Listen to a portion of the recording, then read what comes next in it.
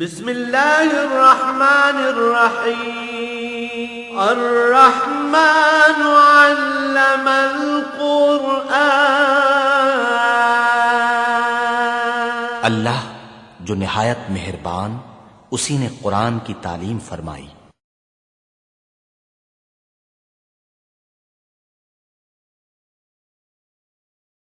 الحمد للہ رب العالمین والصلاة والسلام علی حبیبہ محمد وآلہ وصحبہ اجمعین۔ اعوذ باللہ من الشیطان الرجیم، بسم اللہ الرحمن الرحیم۔ وَإِنَّ مِنْهُمْ لَفَرِيقًا يَلْوُونَ أَلْسِنَتَهُمْ بِالْكِتَابِ لِتَحْسَبُوهُ مِنَ الْكِتَابِ وَمَا هُوَ مِنَ الْكِتَابِ وَيَقُولُونَ هُوَ مِنْ عِنْدِ اللَّهِ وَمَا هُوَ مِنْ عِنْدِ اللَّهِ وَيَقُولُونَ عَلَى اللَّهِ الْكَذِبَ وَهُمْ يَعْلَمُونَ۔ ما كان لبشر أن يؤتيه الله الكتاب والحكم والنبوة ثم يقول للناس كونوا عبادا لي من دون الله ولكن كونوا ربانيين بما كنتم تعلمون الكتاب وبما كنتم تدرسون ولا يأمركم أن تتخذوا الملائكة والنبيين أربابا أيأمركم بالكفر بعد إذ أنتم مسلمون۔ اللهم سبحانك لا علم لنا إلا ما علمتنا إنك أنت العليم الحكيم۔ مولاي صل وسلم دائما أبدا على حبيبك من زانت به الشرور۔ بات چل رہی تھی یہود و نصارہ کے علماء کی کہ دین میں تحریف کرتے ہیں، بات کو بدل دیتے ہیں اور جانتے ہوتے ہیں کہ حق بات کیا ہے، لیکن دنیاوی غرض کے لیے یا تھوڑے سے پیسے یا دنیا کا مال حاصل کرنے کے لیے یا لوگوں کو اپنے پیچھے لگانے کے لیے غلط فتوے دیتے ہیں، غلط فیصلے دیتے ہیں، اور پھر مصیبت یہ ہے کہ کہتے ہیں یہی اللہ کا حکم ہے۔ یعنی یہ دوہرا جرم ہے، ایک تو یہ ہے کہ شرعی فیصلہ جو ہے وہ بیچا جائے اور حق کی بجائے خریدار کی مرضی کے مطابق بات بدل دی جائے، اور پھر یہ ضروری ہے کہ جب وہ فیصلہ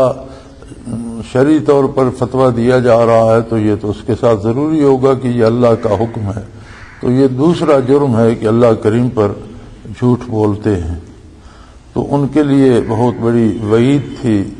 کہ اللہ کریم ان پر نہ نظر کرم فرمائے گا نہ ان کی بات سنے گا، بلکہ ان کے لیے دردناک عذاب ہے۔ یہ تو ان لوگوں کی بات تھی کہ جو احکام الہی کو بدل کر کچھ معاوضہ لے کر پیسے لے کر غلط فتویٰ دے دیتے تھے۔ کچھ لوگ ایسے تھے کہ جو کلام الہی کو ہی بدل دیتے تھے۔ وَإِنَّ مِنْهُمْ لَفَرِيقًا يَلْوُونَ أَلْسِنَتَهُمْ بِالْكِتَابِ لِتَحْسَبُوهُ مِنَ الْكِتَابِ وَمَا هُوَ مِنَ الْكِتَابِ۔ یعنی کچھ لوگ ایسے تھے کہ جو کتاب کی جب عبارت پڑھتے تھے، تورات کی یا انجیل کی، تو عیسائی اور یہودی علماء کچھ ایسے تھے کہ الفاظ کو ایسے چبا کر بولتے تھے یا زبان کو اس طرح بدل کر بولتے تھے کہ لفظ اور ہوتا تھا، لکھا ہوا اور ہوتا تھا، اور جو ان کے منہ سے نکل رہا ہوتا ہے وہ اور ہوتا تھا۔ کتاب کے مندرجات کو اور الفاظ کو بدل دیتے تھے، اور سننے والا یہ سمجھتا تھا کہ کتاب میں سے جب پڑھ رہے ہیں تو یہی کتاب میں لکھا ہوا ہے، حالانکہ کتاب میں وہ نہیں لکھا ہوا ہوتا تھا، اصل عبارت اور ہوتی تھی، اور وہ اس کی ادائیگی میں اس طرح سے عبارت کو چبا کر یا زبان کو بدل کر اس طرح پڑھتے کہ سننے والا یہ سمجھتا کہ کتاب میں ایسے ہی لکھا ہے۔ وَيَقُولُونَ هُوَ مِنْ عِنْدِ اللَّهِ، اور وہ یہ دعویٰ بھی کرتے تھے کہ اللہ کا یہی حکم ہے اور یہی اللہ کی طرف سے نازل ہوا ہے۔ وَمَا هُوَ مِنْ عِنْدِ اللَّهِ، حالانکہ وہ اللہ کی طرف سے نہیں ہوتا تھا۔ وَيَقُولُونَ عَلَى اللَّهِ الْكَذِبَ وَهُمْ يَعْلَمُونَ، اور وہ اللہ پر جھوٹ بول رہے ہوتے تھے حالانکہ وہ جانتے تھے۔ جن لوگوں کی بات ہو رہی ہے یہود اور نصارہ کے ان علماء کی جن میں یہود پیش تھے جو نبی کریم صلی اللہ تعالی علیہ وآلہ وسلم کی مخالفت کرتے تھے، اور جو ہلاک کو ورگلانے کے لیے اپنی کتابوں کے وہ الفاظ بدل دیتے تھے، چونکہ تورات میں بھی انجیل میں بھی تمام پہلی کتابوں میں نبی کریم صلی اللہ علیہ وآلہ وسلم کا ذکر خیر آیا ہے۔ تمام انبیاء سے اللہ کریم نے یہ عہد لیا تھا، اور ہر نبی کی جو تبلیغ ہے اس میں یہ بات موجود ہے کہ نبی آخر الزماں مبعوث ہوں گے، اگر تم میں سے کوئی بھی ان کا زمانہ پائے تو ان پر ایمان بھی لائے اور ان کی اطاعت اختیار کرے۔ تو ان باتوں کو وہ اس طرح سے پڑھتے، اس طرح سے لب و لہجہ بدلتے، اور زبان میں اس طرح سے وہ دیتے، لوچ دیتے، اور الفاظ کو اس طرح سے بدل دیتے کہ اصل الفاظ کتاب میں اور ہوتے تھے اور سننے والا کچھ اور سنتا تھا، سمجھتا تھا، اور یہ کہتے تھے کہ جو ہم نے پڑھا ہے، جو تم نے سمجھا ہے، یہی اللہ کا حکم ہے، اور یہ اللہ پر جھوٹ بول رہے ہوتے تھے، چونکہ کتاب میں تو کچھ اور ہے، یہ پڑھ کچھ اور رہے ہیں، اور یہ جانتے تھے، یعنی یہ نہیں کہ اتفاقاً جھوٹ بول رہے ہیں، یہ جانتے تھے۔ یہ جرم آج بھی ہمارے معاشرے میں موجود ہے، اور بعض ایسے بدنصیب لوگ ہیں جن کو پتہ ہوتا ہے واقعہ کا حقیقت کیا ہے اور اس کا شرعی فیصلہ کیا ہے، لیکن پھر وہ کچھ پیسے لے کر یا کچھ لالچ کر کے تو اس کو یا واقعہ کو بدل دیتے ہیں یا فتویٰ بدل دیتے ہیں۔ تو شرعی اعتبار سے کسی کام پہ بھی جب فتویٰ دیا جاتا ہے تو مراد یہ ہوتی ہے کہ یہ اللہ اور اللہ کے رسول کا حکم ہے۔ تو اگر وہ شریعت کے مطابق نہ ہو اور آدمی دنیا کے لالچ میں آ کر کچھ پیسے لے کر یا کسی اور وجہ سے یا اپنے اقتدار کو بچانے کے لیے کس طرح کا فتویٰ دے تو اس میں دو جرم بن جاتے ہیں۔ ایک تو یہ ہے کہ اللہ کے حکم کو اور اللہ کے نبی کے حکم کو بدل دیا صلی اللہ علیہ وسلم، اور دوسرا یہ ہے کہ پھر یہ تو کوئی نہیں کہتا کہ جو میں نے فتویٰ دیا ہے جی یہ اللہ کا حکم نہیں ہے، یہ میری رائے ہے، یہ نہیں، اس کے ساتھ یہ دعویٰ ضرور کرنا پڑتا ہے، اور سمجھنے والا سمجھ رہا ہوتا ہے کہ یہ اللہ کا حکم ہے، حالانکہ وہ اللہ کا حکم ہوتا نہیں اور اللہ پر جھوٹ بولا جاتا ہے جان بوجھ کر۔ اب کچھ بات اس سے تھوڑی سی آگے بھی بڑھ گئی ہے۔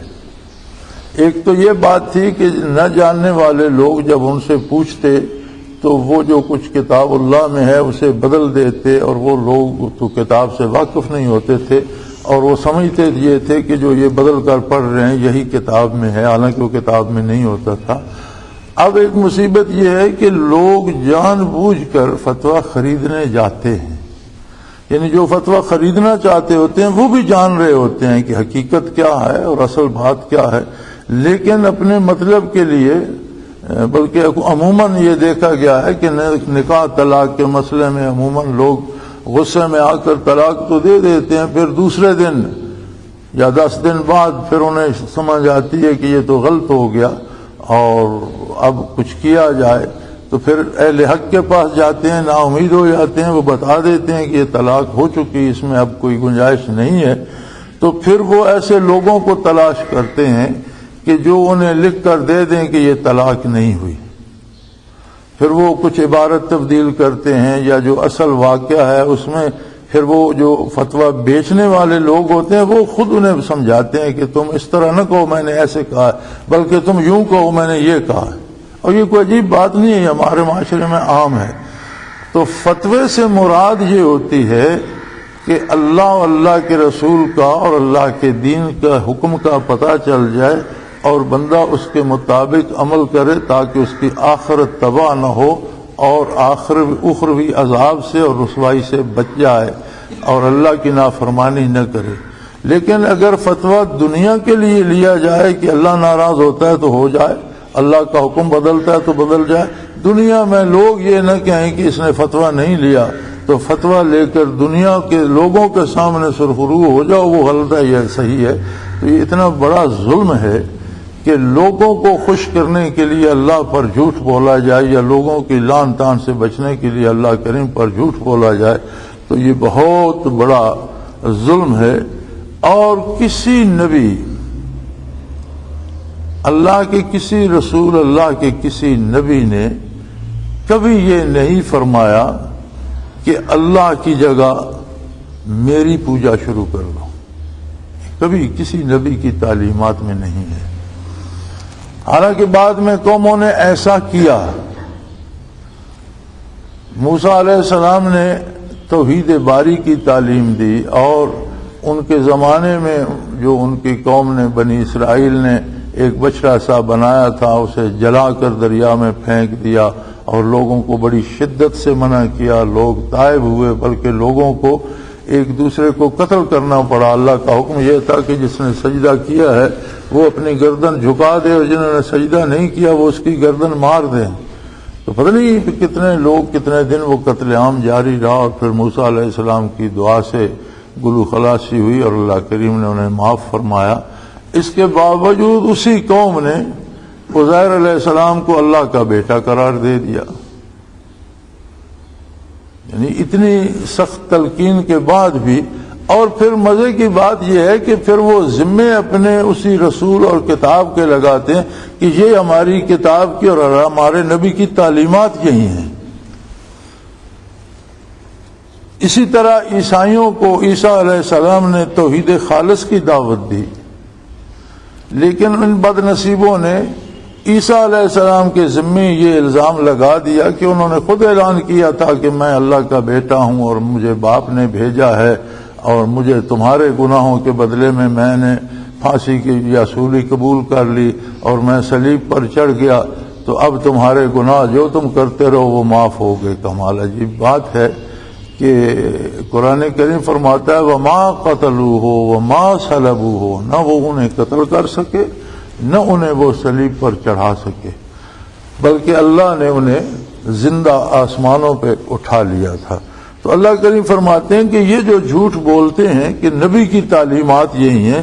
تو کسی ہستی کو جسے اللہ کریم کتاب عطا کرے اور کتاب کا فہم اور دانش عطا کرے اور نبوت سے سرفراز فرمائے، یہ ممکن ہی نہیں کہ اللہ کا وہ مقرب یہ کہہ دے کہ کونوا عبادا لی من دون اللہ، کہ اللہ کو چھوڑ کر میری پوجا شروع کر دو. یہ ممکن نہیں. مجھے ایک دفعہ ایک جگہ اکاڑا چھاؤنی میں جانے کا اتفاق ہوا. یہی ربیع الاول مبارک کا مہینہ تھا، اور اکاڑا چھاؤنی میں جو فوجی تھے وہ میلاد مبارک کا جلسہ کر رہے تھے، تو اس میں انہوں نے مجھے بھی بلایا. قاری خوشی محمد مرحوم اس وقت زندہ تھے، وہ بھی تھے نعت خوانی کے لیے. تو باقی جو مقرر تھے وہ ان کے اپنے تھے. تو ایک نوجوان لیفٹیننٹ بھی مقرر تھا. اس کی وہ بات مجھے ابھی تک یاد ہے اور شاید زندگی بھر نہیں بھولے گی. اس نے جو حضور صلی اللہ علیہ وسلم کے فضائل اور برکات میں جو دلیلیں پیش کی، اس میں ایک دلیل اس نے یہ پیش کی، نوجوان سا لڑکا تھا، کہ عرب جو تھے وہ بندوں کے سامنے، جادوگروں کے سامنے، نجومیوں کے سامنے اور مفروض بتوں کے سامنے، سورج چاند ستاروں کے سامنے، فرضی خداؤں کے سامنے سجدے کرنے سے گھبراتے نہیں تھے، اور ہر بندے نے کوئی نہ کوئی خدا بنا رکھا تھا. نبی کریم صلی اللہ علیہ وسلم کے معجزات ظاہرہ اور قاہرہ اور باہرہ اتنے تھے، اتنے معجزات تھے کہ آپ کا ہر قدم ایک معجزہ تھا، آپ کا ہر جملہ ایک معجزہ تھا، آپ کا ہر ارشاد ایک معجزہ تھا. انبیاء کو عموماً جو معجزات دیے جاتے ہیں وہ ان کی بعثت کے وقت، جس وقت وہ مبعوث ہوتے ہیں، تو جس قوم کی طرف مبعوث ہوتے ہیں اس میں جو کمالات پائے جاتے ہیں ان کے مطابق نبی اور رسول کے معجزات ہوتے ہیں، تاکہ صاحب کمال جو لوگ ہیں اس قوم کے انہیں عاجز کر سکیں اور انہیں منوا سکیں کہ عقل اللہ کی طاقت ہے اور اس بندے کے ساتھ اللہ کی قوت ہے، یہ اللہ کا نبی اور اللہ کا رسول ہے. جیسے موسیٰ علیہ السلام کے زمانے میں جادو زوروں پر تھا تو انہیں جو معجزات عطا کیے کہ جادوگر عاجز آ گئے. عیسیٰ علیہ السلام مبعوث ہوئے تو اطباء کا فن جو تھا، فن طبابت جو تھا، اطباء بہت معروف تھے اور بڑے بڑے ماہر حکیم تھے اور معالج تھے. تو انہیں ایسے معجزات دیے گئے جہاں طب عاجز آ گئی کہ ایک آدمی پیدائشی اندھا ہے، آپ نے اس کے دم کر دیا اور اس کی آنکھیں درست ہو گئیں، اب پیدائشی اندھے کا علاج طبیب کے پاس نہیں ہے۔ اسی طرح کوئی کوڑا ہے یا جو زام ہو گیا اسے تو آپ نے دم کیا، وہ ٹھیک ہو گیا، جس کا علاج طب کے پاس نہیں ہے۔ یا مٹی کا پرندہ بنا کر اس پر دم کر دیا اور وہ زندہ پرندہ ہو کر اڑ گیا۔ یا جو مر چکا ہے، قبر میں دفن ہو چکا ہے، وجود گل سڑ چکا ہے، تو قبر پر کھڑے ہو کر وہ فرماتے کم باذن اللہ، اللہ کے حکم سے کھڑے ہو جاؤ، تو مردہ زندہ ہو کر کھڑا ہو جاتا۔ اب طب مردوں کو تو زندہ نہیں کر سکتی تھی۔ جب نبی کریم صلی اللہ علیہ وآلہ وسلم مبعوث ہوئے تو حضور مبعوث تو ہوئے ساری انسانیت کی طرف، سارے زمانوں کی طرف، روئے زمین کی ساری اقوام کی طرف، اولاد آدم کی طرف۔ ایھا الناس، اے اولاد آدم، انی رسول اللہ الیکم جمیعا، میں تم سب کے لیے اللہ کا رسول ہوں۔ لیکن جہاں حضور جلوہ افروز ہوئے صحرائے عرب میں، تو عرب اس وقت اپنی زبان دانی کی معراج پر تھے، یعنی اس قدر زبان دانی اور اس قدر ادب اور اس قدر شعر و سخن اور اس قدر فلسفہ اور اس قدر ادبی تحقیقات تھیں کہ اہل عرب دوسری دنیا کو عجم کہتے تھے۔ عجم کا معنی ہوتا ہے بے زبان اور گنگا، جو بات نہ کر سکے۔ تو زبان دانی پہ اتنا فخر تھا اہل عرب کو کہ غیر عرب کو وہ عجم کہتے تھے کہ انہیں تو بات کرنا ہی نہیں آتا، یہ گنگے ہیں۔ نبی علیہ الصلوۃ والسلام کو جو سب سے اعلیٰ معجزہ دیا گیا وہ خود یہ اللہ کی کتاب آج بھی حضور کا زندہ معجزہ ہے، جس نے اس وقت بھی اعلان کیا کہ کسی میں جرت ہے تو اس جیسی ایک آیت ایک جملہ بنا کر لے آئے جو ادبی اور فنی اعتبار سے اس معیار پہ پورا اترے جو اس کتاب کا ہے۔ اور آج تک وہ اعلان کتاب بار بار دہرا رہی ہے، اور اس کے ساتھ یہ اعلان بھی قرآن نے کر دیا کہ تم ایسا کبھی نہیں کر سکو گے۔ اور یہ دونوں اعلان ایک بہت بڑا معجزہ تھا نبی کریم صلی اللہ علیہ وسلم کا۔ پھر آپ کا ہر ارشاد چند الفاظ ہوتے لیکن ان میں دنیا بھر کے مضمون سموئے ہوئے ہوتے۔ زندگی کے جس شعبے پہ حضور ارشاد فرماتے، آپ نے اپنے فضائل میں ارشاد فرمایا کہ وہ اوتی تو جوامع الکلم، مجھے اللہ نے جامع کلمات عطا فرمایا، یعنی جملہ بہت چھوٹا سا ہوتا ہے لیکن اس میں معانی و مفاہیم کا ایک سمندر موزن ہوتا ہے۔ تو حضور کا ہر جملہ ایک معجزہ تھا۔ قرآن کریم آپ کا زندہ معجزہ تھا، پھر معراج شریف آپ کا زندہ معجزہ تھا، چاند کا شق ہو جانا آپ کا زندہ معجزہ تھا، اور اس طرح سے بے شمار معجزات تھے جو اس وقت کے لوگوں نے دیکھے۔ اب جس بندے کو اللہ کریم اتنی برکات عطا فرماتا ہے، معجزات عطا فرماتا ہے، تو وہ اس لیے عطا فرماتا ہے کہ وہ توحید باری کا پرچار کرے، عظمت الہی کو لوگوں کے دلوں میں راسخ کرے اور لوگوں کو اللہ سے آشنا کرے۔ تو میں اس کی بات کر رہا تھا اس لڑکے کی، فوجی کی، تو اس نے کہا کہ حضور کے اتنے معجزات ظاہرہ اور باہرہ دیکھنے کے بعد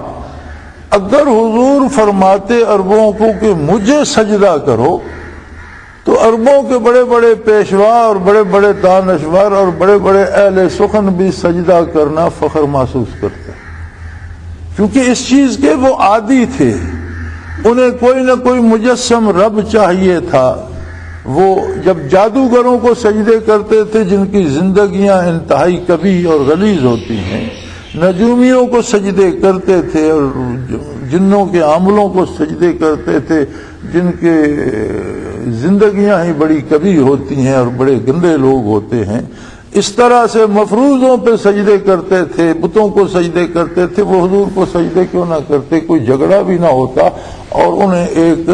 زندہ رب مل جاتا، اور بہت سے لوگ بڑے دانشور، بڑے شاعر، بڑے ادیب، بڑے جو اپنے آپ کو اہل علم سمجھتے تھے وہ حضور کے در اقدس پہ جمع ہو جاتے، تو اس نے کہا کہ آپ کے نبی برحق ہونے کی یہ دلیل کافی ہے کہ ہر آنے والے کو حضور نے فرمایا کہ میں بھی اللہ کی بارگاہ میں سجدہ کرتا ہوں اور تم بھی میرے ساتھ کھڑے ہو جاؤ اور براہ راست اللہ کی بارگاہ میں سجدہ ریز ہو جاؤ۔ تو یہ بات اس نے حضور کی نبوت کی حقانیت کے دلیل کے طور پر پیش فرمائی، جو مجھے ابھی تک یاد ہے، اور انشاءاللہ یہ بھولنے والی بات نہیں ہے۔ اتنی دل میں اتری اور اتنا دل خوش ہوا کہ یہ نو عمر سا بچہ ہے، نو خیز سا بچہ ہے، کالج سے نکلا، فوجی اکیڈمی میں چلا گیا، وہاں سے آیا تو فوج میں ابھی سیکنڈ لیفٹیننٹ ہے، لیکن الحمدللہ کہ آنے والی نسل کے پاس کیسی خوبصورت باتیں اور اپنے نبی صلی اللہ علیہ وسلم کے کتنے خوبصورت انداز انہوں نے یاد کر رکھے ہیں۔ اللہ ان آنے والی نسلوں کو یہی شعور مزید عطا کرے اور یہ زمانے کو روشن کرنے کے قابل ہوں۔ تو اللہ کریم فرماتے ہیں کہ جسے نبوت ملتی ہے، جسے حکمت و دانائی اللہ کی طرف سے ملتی ہے، اللہ کی طرف سے کتاب ملتی ہے، تو غیر نبی سوچ نہیں سکتا کہ نبی قرب الہی کی کن منازل پہ کھڑا ہوتا ہے۔ ایک صحیح العقیدہ مسلمان ساری دنیا اس سے زور لگا لے کہ اللہ کے سوا کسی دوسرے کو سجدہ کرو تو اس کا سر نہیں جھکتا، اس کی گردن کٹ سکتی ہے، جھک نہیں سکتی۔ ایک عامی مسلمان، اور 13 سالہ مکی حیات مبارکہ اس پہ گواہ ہے کہ ایسے لوگوں نے بھی کلمہ طیبہ پڑھا جن کی نسلیں غلام در غلام آ رہی تھی۔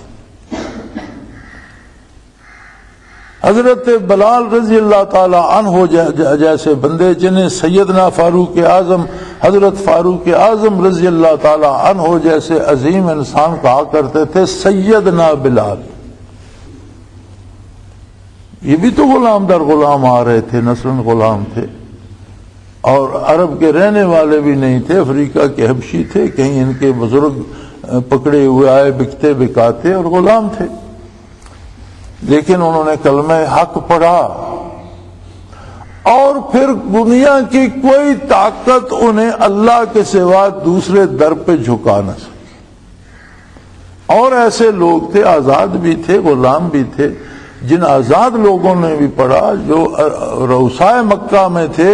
انہوں نے بھی ریاست چھوڑ دی، جائیدادیں چھوڑ دیں، جاگیریں چھوڑ دیں، گھر چھوڑ دیے،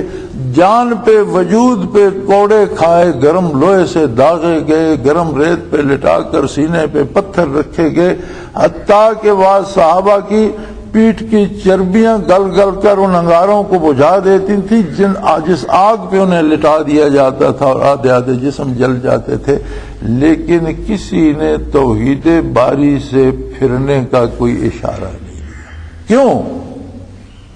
نور نبوت نے انہیں لذت توحید سے آشنا کر دیا تھا۔ نبی کی نظر کرم نے ان کے وجود میں، نس نس میں،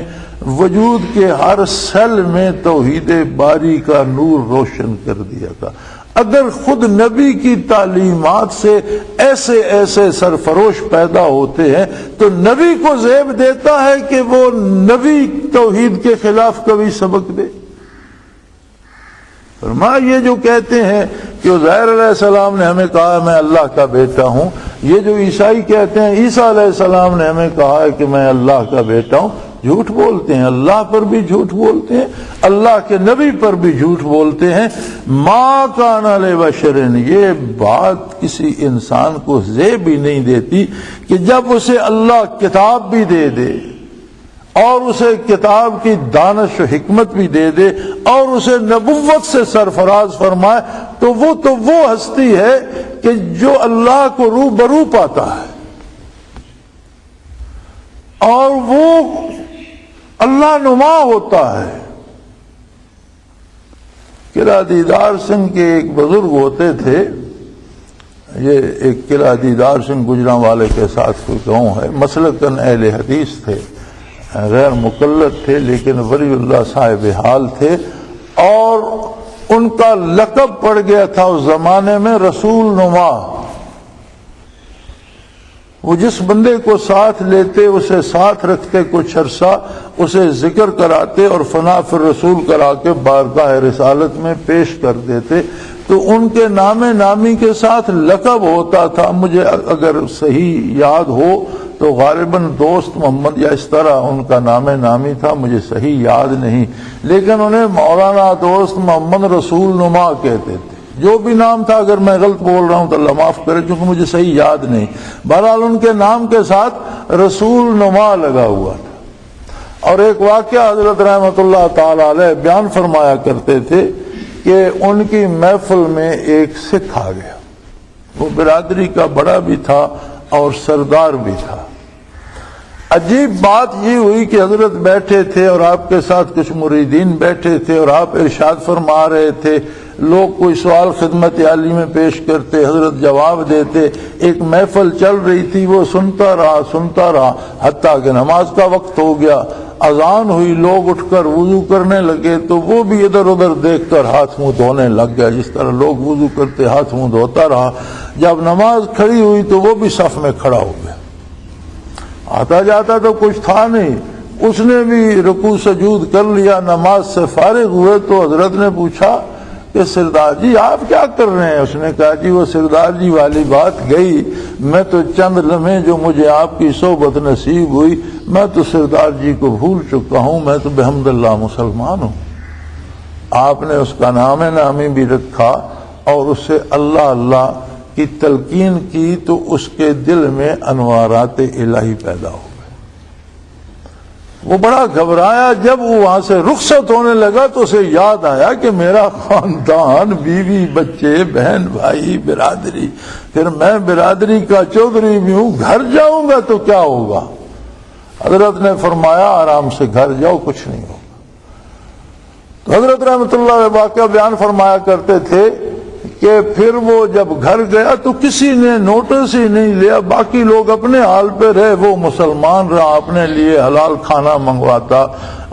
الگ سے پکواتا، مسلمان نوکر رکھ لیا، اپنی پنجگانہ عبادت کرتا، اور کسی نے اس کے ساتھ چھیڑا نہیں، نوٹس ہی کسی نے نہیں۔ اتفاق یہ ہوا کہ ان کی برادری میں کوئی شادی آ گئی۔ اب وہ جس گھر میں بارات گئی تھی اس بارات میں وہ بھی شامل تھا، تو انہوں نے کہا جی ہمارا تو یہ دعویٰ ہے اور ہم نے اعلان کیا ہے کہ ہر باراتی کو اچھا کھانا بھی دیں گے، جو بھی مٹھائی دیں گے، کھانا دیں گے، لیکن سارے براتیوں کو شراب بھی مہیا کریں گے۔ تو ہمارے جو سکھ بھائی ہیں یہ شراب کے زیادہ دلدادہ ہیں، تو ان کے ایک گھروں میں بھی عام استعمال ہوتی ہے یہ چیز۔ تو انہوں نے کہا جی ہم نے تو یہ قسم اٹھائی ہوئی ہے کہ ہر باراتی کو شراب پلائیں گے۔ اس نے کہا بھائی میں تو نہیں پیتا، میں تو کھانا بھی اپنا الگ سے کھاؤں۔ ان کا جی کھانا بے شک آپ اپنا الگ بنوا لیں، ہم نے آپ کے لیے ایک مسلمان کو بلایا ہے، خشک راسن اسے دیا، آپ کا کھانا الگ بن گیا، آپ اپنا الگ کھانا سارا، لیکن یہ ہماری قسم آپ کو پوری کرنی پڑے گی۔ اس نے کہا میں تو نہیں پیوں گا۔ حضرت رحمۃ اللہ علیہ نے یہ واقعہ مجھے سنا اور فرماتے تھے کہ آخر تنگ آ کر انہوں نے کہا بھائی چلو ہماری قسم پوری کرو، ایک گلاس پانی میں ایک قطرہ شراب کا ہم ڈالتے ہیں، وہ پانی پی لو، ہماری قسم پوری ہو جائے کہ ہم نے سب کو پلایا۔ انہوں نے وہ ایک قطرہ اس پانی کے گلاس میں پی لیا، اور وہ فرماتے تھے وہ ایک قطرہ شراب پینے کی دیر تھی کہ وہ قلب سے انوارات چلے۔ وہ جو گرمی تھی ذکر کی قلب میں وہ نہ رہی، وہ جو نور تھا قلب میں وہ نہ رہا۔ پھر جیسی عام آدمی کی نماز روزہ ہوتا ہے بے کیف اور بے رنگ، وہ رہ گیا، تو وہ بڑے پریشان ہوئے۔ ان کا بڑا ظلم ہو گیا، وہ بھاگے اپنے مرشد کی طرف، وہاں پہنچے، وہ قلعہ دیدار سنگھ یا کیا نام ہے گاؤں کا، تو انہوں نے فرمایا حضرت دورے پہ تشریف لے گئے، فلاں جگہ گئے۔ آج کل کی طرح تو کنوینس نہیں ہوتی تھی، گھوڑے اونٹ کا زمانہ تھا، وہاں سائیکل یا کوئی ایسا، وہاں پہنچے، پتہ چلا حضرت اگلے گاؤں میں تشریف لے گئے ہیں، وہاں پہنچے، بھاگم دوڑ پتہ چلا حضرت تو کچھ طبیعت خراب ہو گئی تھی، حضرت واپس چلے گئے ہیں۔ پھر واپس لوٹا، جب واپس پہنچا تو حضرت رحمۃ اللہ کا وصال ہو چکا تھا اور آپ کا جنازہ جا رہا تھا۔ تو بڑا پریشان ہوا، اس نے کہا بھائی مجھے تو انہوں نے مار دیا ایک قطرے سے، تو کیا کریں اب؟ وہاں سے تو فارغ ہو گیا، حضرت کا وصال ہو گیا۔ تو اس وقت غلام احمد قادیانی کا بڑا شور اٹھا ہوا تھا نبوت کا، تو اس نے کہا یار بات تو ہے کہ ایک ولی اللہ نے تو یہ روشنی دے دی، تو ولی اللہ نہیں رہا تو نبی تو ہے، اب نبی اگر دے گا تو وہ تو بہت زیادہ ہوگی، تو مجھے نبی کے پاس جانا چاہیے۔ وہ قادیاں چلا گیا۔ اب غلام احمد کچھ اور کہانیاں پڑھے، وہ کہے جناب مجھے سب آپ کچھ بھی نہ بتائیں، میں آپ کو نبی ہی سمجھ کر آیا ہوں، لیکن نبی مانوں گا تب کہ ایک ولی کے چند لمحے کی صحبت نے میرے دل میں جو نور پیدا کر دیا تھا، اگر آپ نبی ہیں تو کم از کم اتنا نور تو مجھے آتا، نبی ہے تو پھر تو مجھے بہت زیادہ ملنا چاہیے، لیکن کم از کم جو میں گم کر بیٹھوں وہ تو مجھے دے دیں۔ اب وہ غلام احمد خود بے دین تھا، وہ کہاں سے دیتا؟ تو وہ 3-4 دن وہ اڑے سے بڑے مرغن کھانے کھلاتے اور اس کے لیے طرح طرح کی وہ ڈشیں بنواتے۔ تو فرماتے ہیں کہ اس نے کہا یار میں نہ کھانے آیا ہوں، نہ تمہاری تقریریں سننے آیا ہوں، نہ مجھے کسی دلیل کی ضرورت ہے اسلام کے لیے، میں مسلمان ہوں دل و جان سے، اور مجھے کسی دلیل کی، کسی تقریر کی، کسی پڑھائی کی ضرورت نہیں ہے۔ جو دولت ایک میرے پاس تھی وہ گم ہو گئی، مجھے وہ چاہیے۔ اگر تم نبی ہو تو ایک ولی جو دے سکتا ہے، نبی تو بہت بلند ہوتا ہے، ولی تو نبی کی جوتیوں کی دھول ہوتا ہے اور خوشہ چین ہوتا ہے اس کی برکات کا، تو تم نبوت کا دعویٰ لیے بیٹھے ہو، یار میرا دل روشن کر دو۔ وہ اس سے نہیں ہوتا تھا۔ آخر اس نے کہا کہ تم اللہ پر بہت بڑا جھوٹ بول رہے، خدا تمہارے شر سے مسلمانوں کو بچائے، تمہارے پاس بات جو ایک ولی کے پاس ہے وہ نہیں تمہارے پاس، تم نبی کہاں سے آ گئے؟ تو انبیاء کے پاس تو وہ دولت ہوتی ہے اور اللہ کو روبرو پاتے ہیں اور اپنا سارا دکھ سکھ اللہ سے کرتے ہیں، اپنی بات ان کی اللہ وکلمہ ربہ تکلیما۔ بعض ایسے ہیں جنہیں اللہ سے براہ راست خطاب حاصل ہے، ایسے بھی ہیں جن کو رب کریم نے معراج پہ بلایا اور وجود عالی کے ساتھ جنتوں اور عرشوں سے بالا چلے گئے، وہاں چلے گئے جہاں روح الامین بھی نہ جا سکا، نورانی فرشتوں کے جہاں پر جلتے تھے، وہاں نبی کریم صلی اللہ علیہ وسلم کا وجود اطہر تشریف لے گیا۔ تو انبیاء سے یہ کیسے ممکن ہے کہ اللہ کا کوئی نبی کہہ دے، حالانکہ نبی کے پاس اللہ کی دی ہوئی کتاب ہو، اللہ کی دی ہوئی دانش ہو، کتاب کے مفاہیم ہو اور نور نبوت ہو، تو بھلا وہ کہہ سکتا ہے کہ اللہ کو چھوڑ کر میری پوجا شروع کر دو؟ ثم یقول للناس کونوا عبادا لی من دون اللہ، وہ کہے کہ اللہ کو چھوڑ کر میری پوجا شروع کر دو۔ یہی تو اس کی نبوت کی دلیل ہوتی ہے کہ وہ اپنے ساتھ کھڑا کر کے بندے کو اللہ سے آشنا کرتا ہے۔ وَلَٰكِنْ كُونُوا رَبَّانِيِّينَ بِمَا كُنْتُمْ تُعَلِّمُونَ الْكِتَابَ وَبِمَا كُنْتُمْ تَدْرُسُونَ۔ اللہ کا نبی تو یہ کہتا ہے کہ ربانیین بن جاؤ۔ ربانیین سے کیا مراد ہے؟ آج بھی ہم سنتے ہیں علماء ربانی، کون ہوتے ہیں یہ لوگ؟ اور عالم اور عالم ربانی میں کیا فرق ہے؟ دیکھیں، نبی کریم صلی اللہ علیہ وسلم کی برکات دو طرح سے ہیں، ایک ہیں تعلیمات نبوت۔ تعلیمات نبوت میں سب سے بڑی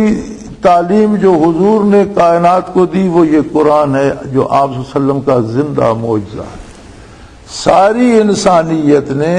قرآن نبی کریم صلی اللہ علیہ وسلم سے لیا، چونکہ وہی الہی صرف حضور نے وصول کی، کوئی دوسرا انسان اس پہ گواہ بھی نہیں ہے کہ میں بھی سن رہا تھا یہی وہی تھی۔ یہ صرف حضور صلی اللہ علیہ وسلم کی صداقت ہے کہ ساری کائنات کو اللہ کی کتاب دی، پھر جو کتاب کی تشریح اور وضاحت میں حضور نے فرمایا وہ بھی اللہ کی دی ہوئی وحی تھی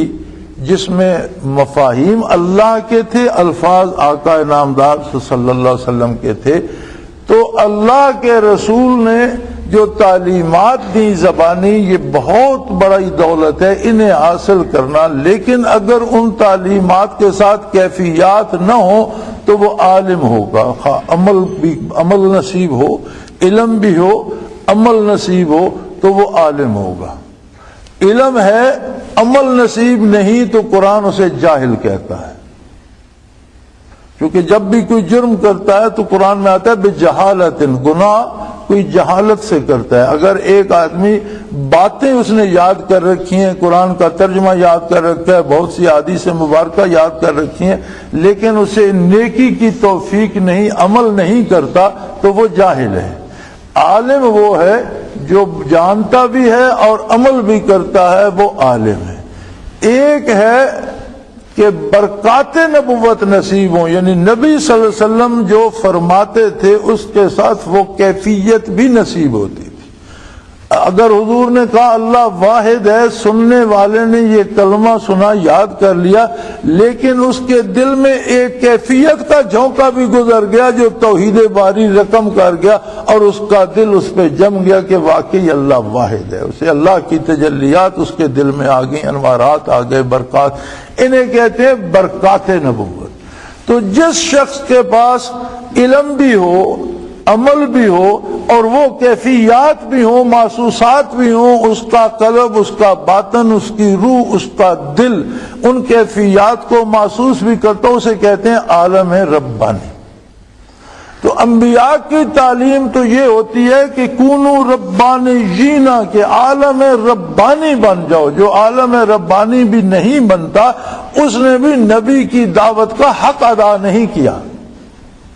یعنی اگر دینی علوم بھی حاصل کر لیے الحمدللہ، ان پر عمل بھی نصیب ہے تو مزید اللہ کا شکر ہے، لیکن کیفیات نصیب نہیں ہے تو اس نے بھی نبی کی اطاعت کا حق ادا نہیں کیا، کہ نبی کا حکم ہوتا ہے وَكُونُوا رَبَّانِيِّينَ، عالم ربانی بن جاؤ، اللہ کے دین کو سیکھو بھی، اس پر عمل بھی کرو، اور اسے دل میں بساؤ بھی، ان کیفیات کو محسوس بھی کرو، اور یہ ساری برکات نور نبوت سے ہی نصیب ہوتی ہیں۔ تو انبیاء یہ نہیں کہتے کہ اللہ کو چھوڑ کر ہماری پوجا شروع کر دو، بلکہ وہ تو کہتے ہیں کہ عالم ربانی بن جاؤ، کہ تم جن کے پاس علم ہوگا وہ دوسروں کو کتاب سکھاؤ گے بھی، تو جب کتاب سکھاؤ تو انہیں یہ کیفیات بھی عطا کرو، اور جب درس دو کتاب کا، جب پڑھتے ہو کتاب کو تو ان کیفیات کو بھی محسوس کرو۔ وقت ختم ہو گیا، انشاءاللہ یہیں سے اگلے جمعے اللہ نے توفیق عطا فرمائی تو آگے چلیں گے۔ وآخر دعوانا الحمدللہ رب العالمین۔